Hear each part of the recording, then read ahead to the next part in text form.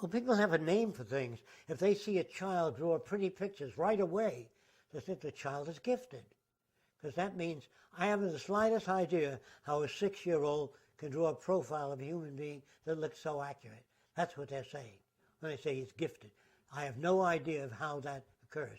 When a fish migrates thousands of miles to the spawning grounds, without mother fish opening up a map of the world, showing the fish how to get to the spawning grounds, they invented a word for that, instinct. It means I haven't the slightest idea of how these fish do that. Instinct is a dead word. Noise tells us nothing. But a word that says, I'm going to try to find out how it is that fish can do that.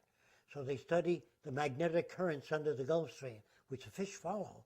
Once you begin to know that birds can follow Earth's magnetic currents, because if you strap a small magnet to a bird's head, he doesn't migrate, becomes confused. So it was called years ago a mechanistic point of view. And people hated that word. Mechanistic? I'm not a machine. I'm flesh and blood. I'm a thinking, feeling. They love that. And they moved away from the mechanistic point of view, which hurt society no end. It's a mechanistic point of view. All that it says is, look, you can't roll your eyes to the right unless there's a muscle and the nerve cells that feed that muscle. You can't twist your arm unless muscles run in that direction.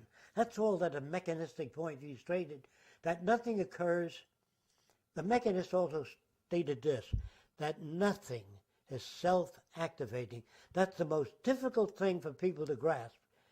Trying to simplify that, a sailboat cannot sail. It is moved by the wind.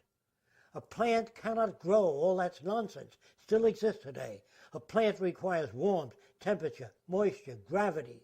All of those things are, although you don't see the connection, they're all connected.